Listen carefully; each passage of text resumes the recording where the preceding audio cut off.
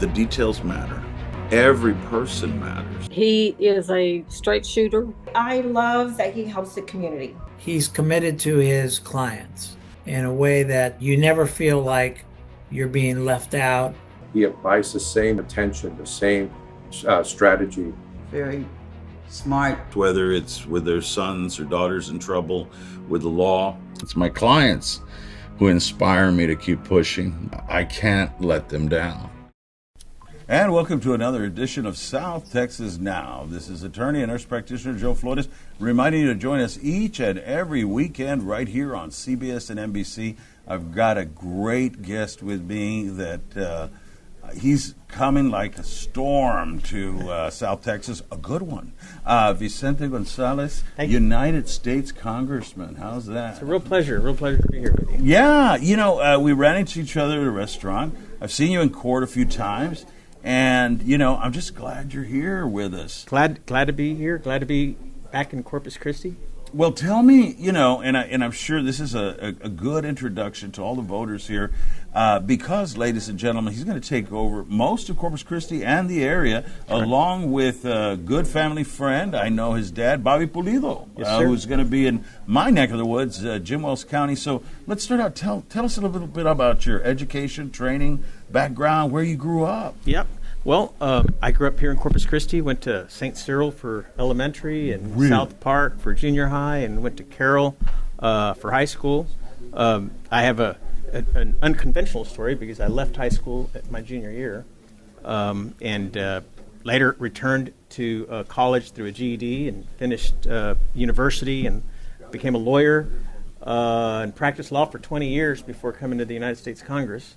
And this year is my 10th year serving in Washington. Amazing.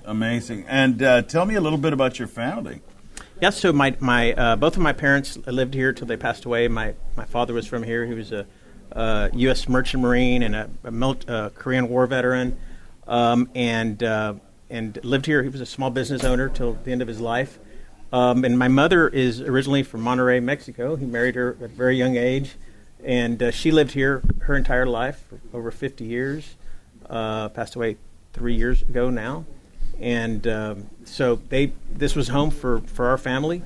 I went away for law school, and as life takes you, you know, I was practicing law between San Antonio and McAllen, and then married my wife, who's from McAllen, and then got elected to Congress in that congressional district, which I still say is the toughest race I've ever had. Oh, yeah. You know, running from, a Corpus boy, running for Congress outside of my district in the Rio Grande Valley. It was a rough ride, but we won, and it was a crowded race. I was after, for 57 years before my election, there had only been 2 members that had served in that district. And this is Lloyd Benson's old district 15. Oh, cuando todos votamos, todos ganamos. That's Lloyd Benson. That's right. Him. I love him. I love that guy. And when we got redistricted at the beginning of this decade, I got redistricted. They drew my home and about 300,000 people that I represented into 34.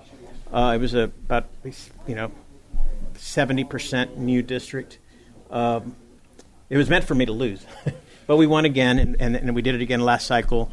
I read and followed it, and your journey was amazing. Everybody, they were trying to set it up like you said, and you turned people's imaginations and their opinions, which are harder, around. And you did it, and you've done it again, and you will be doing it. I've got a great feeling. I feel quite confident. We're going to work hard. We're going to re-engage Nueces County and my old friends and relationships and family members that still live here, and people like you that sometimes we don't see each other very often because of the geographical difference. I still own a home here in Corpus, so I still call Corpus a home, and but I'd never been on the ballot before in Nueces County, so this will be a new page in history for my time in Congress, and I think for the region. We will have hopefully after this election a Corpus Christi born and raised a member of Congress representing Nueces County. Well, you went to South Park and Carroll, so get out there and start block walking, ladies and gentlemen. That's right. My wife went to both South Park and Carroll. Awesome. She was That's 2 a years good woman behind us. there. A good woman. She puts up with me. And our daughter right now is in Dubai. She sent me a picture of a camel. His name is Jamal. And it's costing me $10,000, so that camel is very expensive. But anyway, that's what it. And any children? We don't have kids. We have two Labradoodles that think they're my kids. Oh yeah, I mean, no, they're a handful. We've got a Yorkie. That's the son I never had. Yeah. They are engaging, and they bring a lot of joy to our household. That's right. And a lot of the time, devoting yourself to the people of South Texas, and let's talk about some of the things that you've done while in Washington. I saw a lot of bills, a lot of things you were pushing for, and you're passionate about a lot of things. But and I noticed that we're here in the Union Hall for the machinist. What better place to kick off the campaign? I agree. And a lot of good men here and women. But what are the things that you're passionate about your bills and things like that are going on right now? Yeah. Well, I just passed the Small Business Act this past probably about a month ago. It's a bipartisan bill with my friend Congressman Barbarino from New York City or New York State, and what it does, it creates a office for small businesses at the Security and Exchange Commission regional office around the country, and the purpose of this was to assure that small businesses and medium-sized businesses have the same access to cheap capital, because right now the SEC has focused on major corporations and multinationals and assuring they have the resources to continue operating and growing, but they have not paid the same attention to our smaller businesses. And I thought it was time that we had a department at SEC offices around the country. That bill just passed Congress. It's now in the Senate. I feel confident it's going to pass into law, and it'll be on the president's desk hopefully in the next month or two. And that'll bring real resources to small businesses, which are the backbone of America and the backbone of this region. So we're looking forward to that, and we're working on a lot of different things. Since I've been in Congress, we've passed bills and we've done a lot of different things, but one of the things that I'm most proud of is I focus. People always say, what do you want to be known for? I say, I want to be known for the guy that brought home the resources. Yes. And we've brought over $8 billion in federal resources to our district since I've been in Congress. Amazing. And that's been transformative. Billions of dollars in infrastructure, $1.3 billion in public schools funding, billions of dollars in health care. It's been transformative. If you go down to the Rio Grande Valley and you hadn't been there in a while, you will see it is another world, and everything is new and changing. And there's been extreme improvement of our local economy and just all the benefits that are now available. We have kids from some of the poorest neighborhoods in America going to Ivy League schools. And we have a lot of robust business community. Trade with Mexico and Canada has really blossomed the local communities down there. So we're really, really proud of some of the things that we've been able to accomplish in our time in Washington. Well, it's uncanny. Some of the stuff that we've been talking about, like GED, we started Education of Their Freedom for those that went back and got their GED, and we offer we pay half the scholarship. A&M and Del Mar pay the other half, and we've been doing that for 10 years, and I'm proud to be one of the co-founders. But that's how my dad became a teacher. He dropped out in 8th grade. He was number one in his class in 8th grade, and then he had to run a farm. And then he went back and became a teacher at 40. And my mom and I actually went to college together in RN school. That's amazing. Well, it's embarrassing and impressive. Yeah. And but everybody for the healthcare field. So I want to underline to people in the healthcare field, you are a small business too. Cardiologists, internal medicine. I mean, anything below 20 mil, and or if it's changed. But I mean, and certain amount of people that are working for them, nurses that have made their own home health. We really need to take care of our healthcare providers.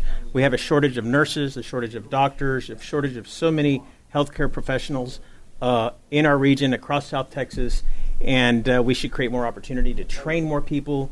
assure they're taken care of, that they're paid well. We've been fighting, I know you've probably been listening to this, but our biggest fight on health care is the Affordable Care Act, the ACA tax credit, which expired recently. I just read on your site about that. Tell us about that. Yeah. So the ACA tax credit expired January 1st. And people, for example, and so without the ACA tax credit, people are paying a lot more. Probably most of our viewers are going to see that their health insurance has gone up dramatically. We're still trying to fix it. I just signed a discharge petition before we left Congress last year to try to get it to the floor. We got Democrats and Republicans. A discharge petition is if the House Speaker doesn't want to put it on the floor, and we're able to get 218 signatures on that, it forces the Speaker to put it on the floor and bring that to vote. Right now, without the ACA tax credit, a 60-year-old couple, family of four, making $85,000 a year, will have about a $16,000 to $16,500 a year increase in health insurance. Thank goodness that you are doing something about that. And what concerns me is people in that circumstance, they don't pay that extra $16,500. They go uninsured, and they don't get regular visits to the doctor, no preventative care, and the next thing you know, we're seeing them in the ER for the first time with stage 3 or stage 4 cancer, or with advanced heart condition or congestive heart failure, and many of these that could have been prevented or cured if they were having regular doctor visits. But you take people's health insurance, and it deteriorates the quality of health that we have in this country. We spend billions of dollars on projects around the country and around the world. We need to make sure that the American people have good health care.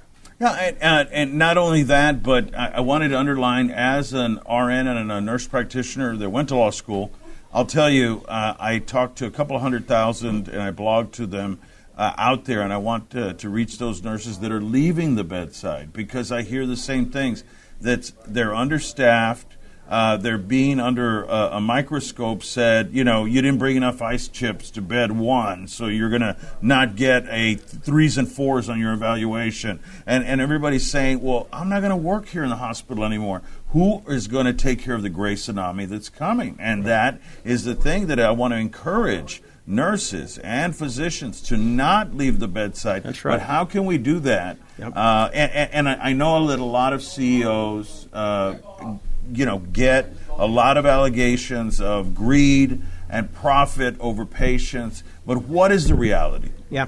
Well, I think we need to have more workforce training for those positions, whether it's nurses or respiratory therapists, whatever healthcare provider we're looking for. We need to have access to that education, that easier access to get that type of training. And then once we have them, we need to treat them well, pay them well, assure they have a quality of life, working conditions for them to stay in the profession. We have a lot of retiring people from that. Some are leaving in the middle of their career, but some are also just retiring and aging out, which is a huge concern for us nationally, that we're not supplementing new healthcare professionals at the level that they're either leaving or retiring. And that will have a definite impact on outcomes. Hundreds of thousands have posted nurses saying, look, why did they say we're not professionals anymore? And I told them it's about loans. It's about money, that if you're quote-unquote professional, you're going to get that $200,000 loan. If you're not, maybe $100,000 if you're lucky, and they can't go to nurse practitioner school. Any ideas on that or feedback? What are you hearing on the floor? I think we should have more funding to assure people don't come out, overweight with student loans, right? I mean, and that's a national problem across the country for every profession. The United States of America has more student loan debt than the entire rest of the world combined, just to give you an idea. And I've been pushing a lot of different types of bills that will give relief to young people that are getting an education or people that come back to school. We should make it affordable, accessible, and easy for people to, join the workforce, get better training, and then get good paying jobs. Well, the other thing I wanted to talk to you about, and I know we're limited because you've got a lot going on, but energy, oil, things that are going around, the geopolitical atmosphere. I mean, oil is South Texas. And I mean, now there's been some changes geopolitically. I don't want to date the program, but I mean, we may have access to some of the deepest oil reserves if we work with our partners in different countries. How is that going to bring it home? How is that going to help the people that are in oil here in Texas? Yeah. Well, what I say, we should work with people around the world, but we have a lot of energy here at home: oil, gas, wind, solar, all of the above. And I say, you know what? I'm an all of the above energy member of Congress. I chair the Oil and Gas Caucus for the United States Congress. Bingo. Yeah. So I'm an energy-friendly Democrat. Sometimes they're hard to find us, but in Texas, it's definitely the right thing to do. We went from being importers to being exporters. We've got some of the highest-paying jobs in that region, in that industry across the country. They account for 10% of the national GDP, and just really good-paying jobs. We should be proud of the energy we produce in this country. We do it better and cleaner than anyone in the world, and we have an abundance of it, especially natural gas. And the last thing I want to see is a Russian LNG vessel plugged into a port of Boston selling us their natural gas when we can do it ourselves. We don't want to be dependent on them. On anyone, right. And we shouldn't be, especially with the abundance that we have. Well, and speaking along that, you are on some very important committees. I want to ask you that something that a lot of people have been asking, that are, people are afraid of losing their jobs, particularly federal workers. And I know you reach across the aisle.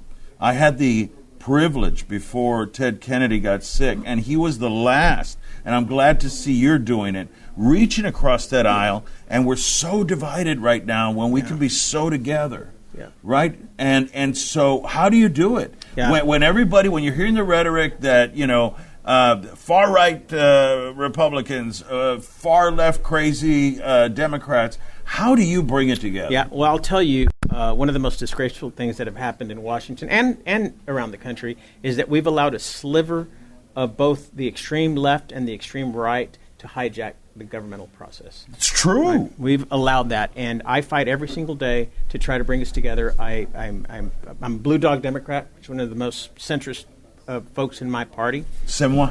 Yeah. I've been part of the Problem Solvers Caucus, which was about when I was very engaged with it.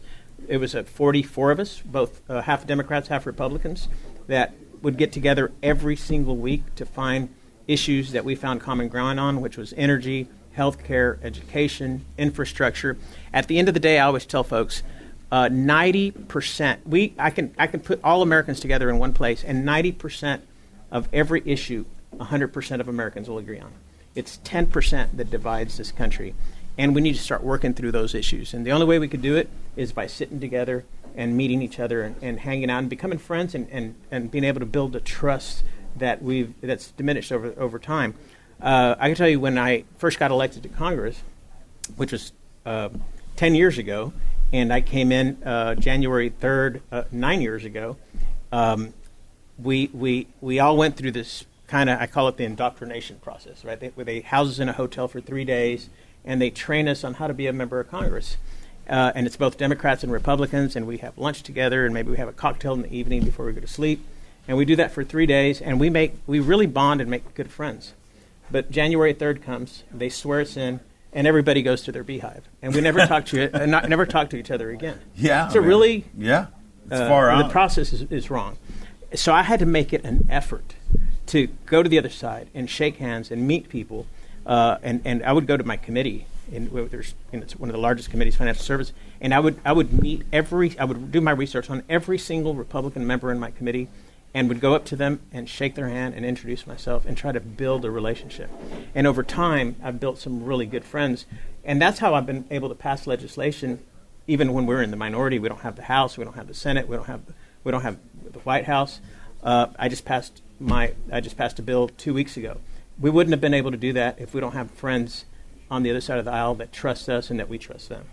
So to educate the people out there, Michael Cloud is still here in Corpus. That's right. But he's going to have a small sliver, and I thank him for his service. Absolutely. And you and Michael have gotten along very well. Absolutely. For a decade. Yep, we've worked together on a lot of issues. regarding the port, a lot of issues regarding the Naval Air Station. I helped bring some resources for public transportation here in Corpus. This was long before I ever thought I was going to be running in Corpus. I love my city, and I loved it, be able to invest and see it grow and prosper. And I think he did a good job representing Corpus during the time that he was here. I look forward to continue to work with him. He will continue representing 18% of Nueces County. And where else is he going? Where's Michael Cloud going, Congressman Cloud? Well, I know he goes up to Victoria. I don't know how much his district changed, but it changed significantly. Maybe stabbing towards Brazorio. That area. Yeah, that area. He had to pick up 300 or 400,000 people up north. So that's a lot of people. That's a lot of people. Yeah. When they redrew the districts, they drew them to be more Republican, but it also that's why we have 6 retirements, many Republicans retirements of folks that have super safe districts, but now they have a 50 or 70 or some even have a 90% district, and to go and re-engage and reintroduce yourself to a community is tough when you might have a popular sheriff or county judge primarying you. So that created, and people had been around for 20, 30 years, they're just exhausted. And they're not running again. But we're losing some good members, Michael McCall and Austin, Luttrell. We've got some really good members of Congress, Republican members of Congress that are retiring early because of the redistricting. Well, I know you're in a hurry. We've got a couple of minutes left. What are the issues that you want to bring across to the voters out there? Here, especially now, Corpus is... You're back. Yep. Back from South Park, back from Carroll. That's right. He's back. And around the surrounding areas, I don't want to forget about Agua Dulce and Alice and everybody, because Pulido is going to be, Bobby Pulido is going to be coming on, and he's going to be trying to run and represent Jim Wells County and all that area. Yeah, Bobby Pulido and I will be here February 5th at the YWCA off Everhart. So come join us. It'll be, I think, around 6 o'clock, and he'll sing a few songs, and then we'll talk some politics. But let me tell you some of the things that concern me the most that I've been working on, that I intend to continue to work on. We want to continue protecting Social Security and Medicare for seniors, assuring our veterans have the access to the care that they've earned. We want to keep investing in infrastructure here in the region. We need to fix our water problem, whether it's Inner Harbor or a further longer reach into the Gulf or whatever. There's like 3 different options that are going on right now. They need to be addressed, and what I've told them is let the local community address and get behind one project, and then bring it to me and let me go find some federal resources to pay for it. $1.3 billion is a lot of money, but we can find it. We can find the resources. I know there's some low interest rate loans that the state was offering, but we need to find equity. We need to find resources that the people of Nueces County do not have to pay back. We export about $2.5 billion every 3 days of energy from the port of Corpus Christi, about $250 billion. So we cannot shortchange industry, and we cannot shortchange the citizens of Corpus. We need to address it. We need to find the money to pay for it without having taxpayers pay more for water, pay more for anything. We need to get the resources to address it. Corpus was on the front page of the Wall Street Journal a few weeks ago, about a month ago, and for the lack of water, which is creating stress on energy and concerning people on Wall Street. In fact, the credit rating of Corpus was reduced. We have no option but to fix the problem. Doing nothing cannot be an option. And I know there's 3 different projects, at least 3, that have been brought to me on desalination. And what I said, if the local governments can't figure it out, I think they should put it on the ballot and do a referendum and have the people vote and choose one project, and everybody campaign for the one they like the most, find the most democratic way to do it. But we need to do something, and we need to do it soon. Well, you've been listening to Vicente Gonzalez, District 34, your United States Congressman. Let me tell you, and economic measures that you've brought up have been vital. You've brought up things for veterans, for healthcare people, water. Just keep listening, and he brings people together. So Vicente Gonzalez is going to be back here at the Y on the February 5th, and you're going to beat Bobby Pulido, right. Musico and a celebrity around here by his own virtue and training and experience. Thank you so much, Congressman. Thank you. Look forward Appreciate to it. it. Appreciate it. Thank you for having me. That's all the time we have. Thank you all, and God bless. God bless. The details matter. Every person matters. He is a straight shooter. I love that he helps the community. He's committed to his clients in a way that you never feel like you're being left out. He applies the same attention, the same strategy. very smart. Whether it's with their sons or daughters in trouble with the law, it's my clients who inspire me to keep pushing. I can't let them down.